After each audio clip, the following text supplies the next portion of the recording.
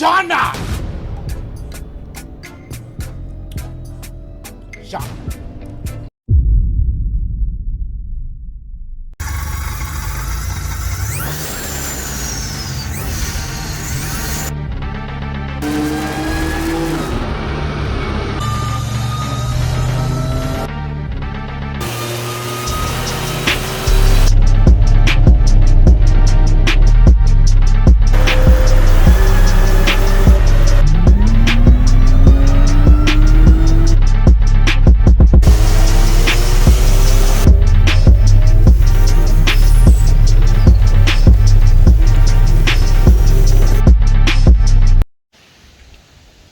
What's going on, guys? Welcome back to the channel. So today we're going to continue back on hamster load.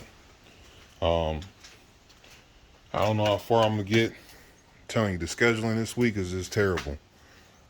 Every day this week I got to stop at like 3:30, drop my daughter off at school, then I can come home and work on it till about 5 o'clock, then edit the video, then I got to pick her back up at 7 o'clock, then I got to turn around and go to work at 11. So I'm only getting like a solid 3 hours to work on this car a day. So my scheduling, I said it was going to happen yesterday. It's not so much going to happen. So I'm hoping I can still get this car done by Sunday. We'll see what happens. But I see we got a leak here. Where are we leaking? That's oil. That's a lot of oil. Wow.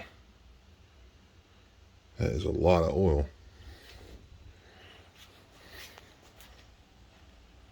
That is the very reason why this motor's got to come out.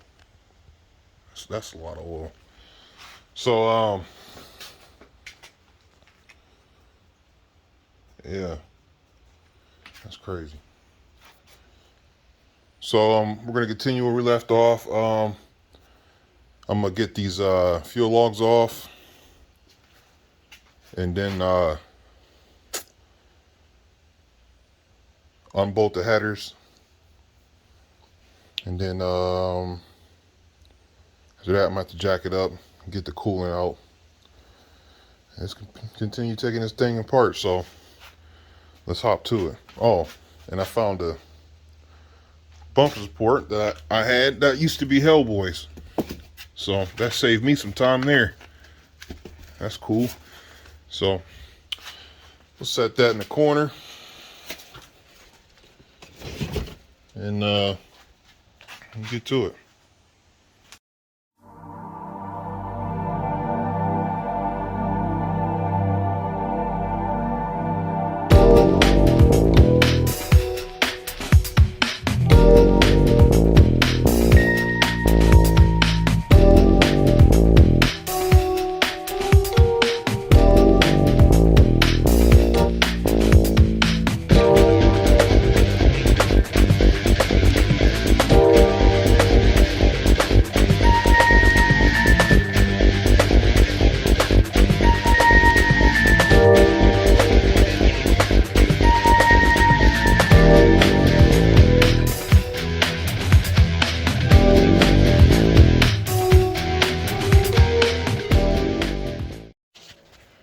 Okay, so I'm under the car now, and you can clearly see why I need to pull this motor. I mean, like I said, with the seal, the rear main's leaking. The rear main seal's leaking too. See all that? You can clearly see that that's oil because you can see the back of the transmission. I know because when this car was put together, this thing was immaculately clean. So this isn't like some years of buildup. This just happened.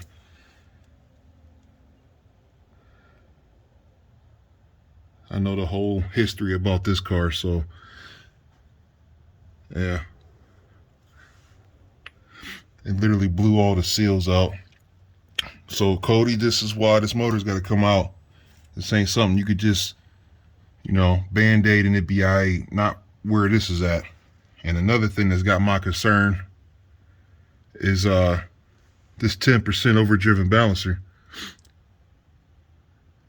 I'll get into that once I start tearing it down. But I mean, a lot of times when you do these overdriven balancers, the spacers you get, they're warped and they tend to leak. So I don't know. I mean, this thing is dripping. There's a lot of oil coming out of this motor, man. All right, well, I'm gonna get this knock sensor out so I can drain the block. And once I get the block drained, then I'll hop back on top. I gotta take the radiator hoses off, and then I gotta finish taking stuff apart down here. So let me get back to it.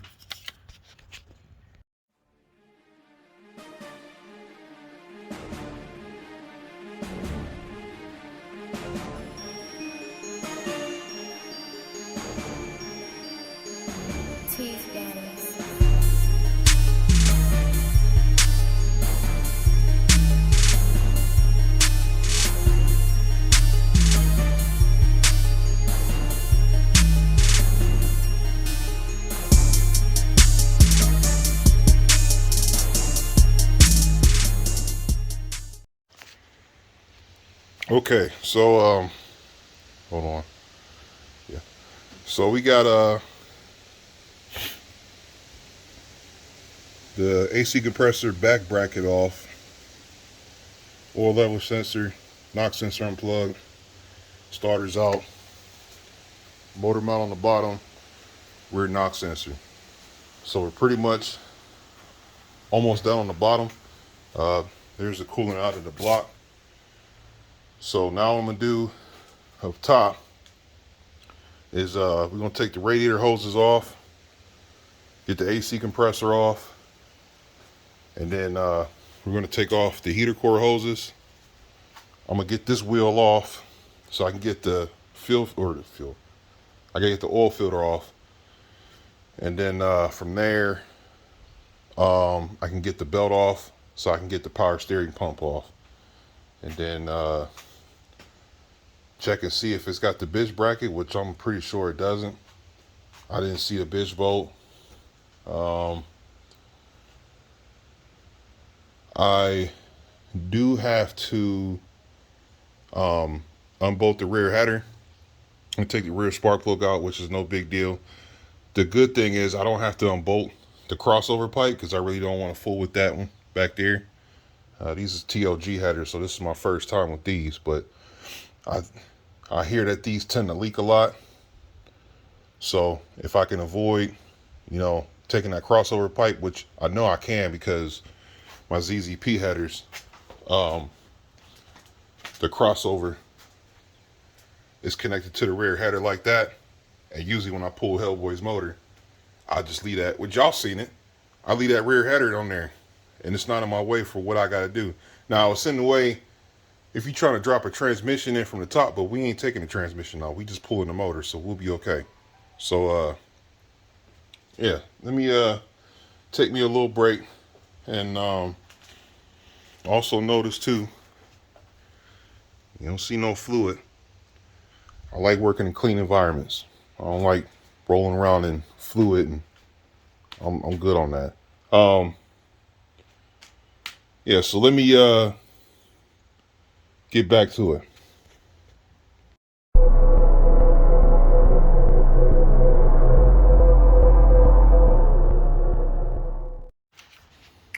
Okay, so shed some light on the situation. So we got the wheel off. Damn, hamster Lord. And 2 of these was loose, my dude. Careful out here. So yeah, we got a whole lot going on over here. Whole lot.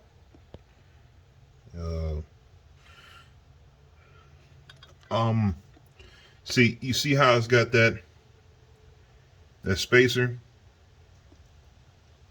See, man, it's kind of Man, I don't know. Like I said, this thing needs to come out so I can actually see what's going on, why this is happening. And then, hey B, I know you watching, my dude. I'm gonna need your insight on this because you already know the deal with this 10% overdriven balancer. So I'm gonna need your help, my dude. But yeah, so this is where we're at. I got to now, let me see something while we're under here. Does this thing have a bench bracket?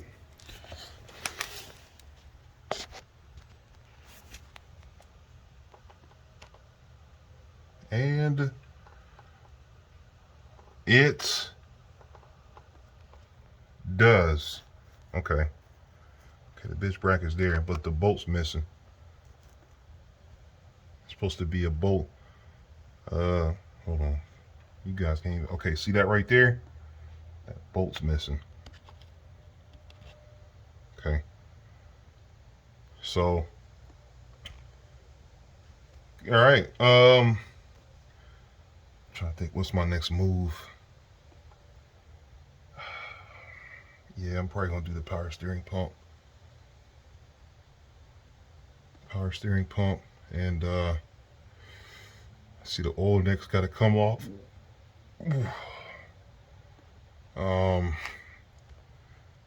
Darn it, I think I gotta take, I do. I think I gotta take the CV axle off. Oh man, sure do. Yeah, I gotta take the CV axle off so I can get the oil neck off. So I need that off because I do not like pulling motors fighting that oil neck. All right. Yeah, I'm not gonna get far today. I'm already getting tired because I'm only getting no 5 hours of sleep. Oh, all right. I think today I'm gonna get the radiator hoses off from the top, that AC compressor, on both the power steering pump, and then get the rear header, and then I'm gonna call it a day. I'm not going too fast on this one like I did the other car because, like I said, I'm pacing myself out because I'm still going to work and then attending my daughter at the same time, and then yeah. So all right, I'm get back to it.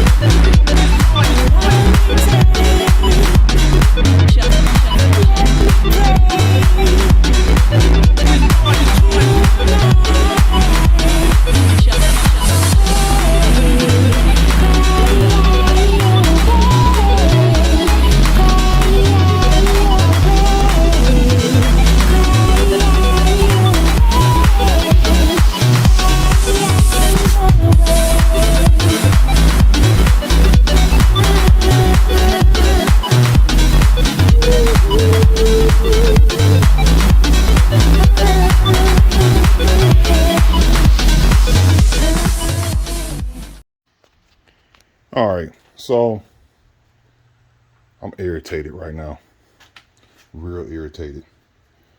So let me show you something what you don't do.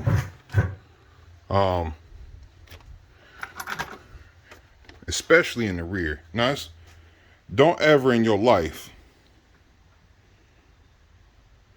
use a torque head bolt for a header bolt. Don't do that. I fought with this thing for an hour trying to get this off. Why would you do that?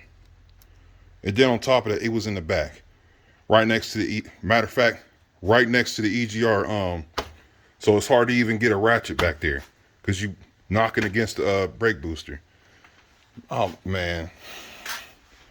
Then as you see it stripped out, I barely got this thing out. So that's not going back on. Anyway, so cylinder, where we at? Cylinder 4 is really bad with oil. And let's see, cylinder 6, I believe. Yeah. Cylinder 6 is the same way. So 4 and 6.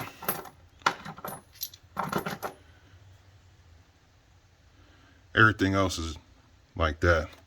So observe the gappage. Okay. That is hella gap. And he running TR55 GP? No, absolutely not. So you running this with that big of a gap on a 10% overdriven 2.8. No. Not in my garage, it ain't. What we gonna do?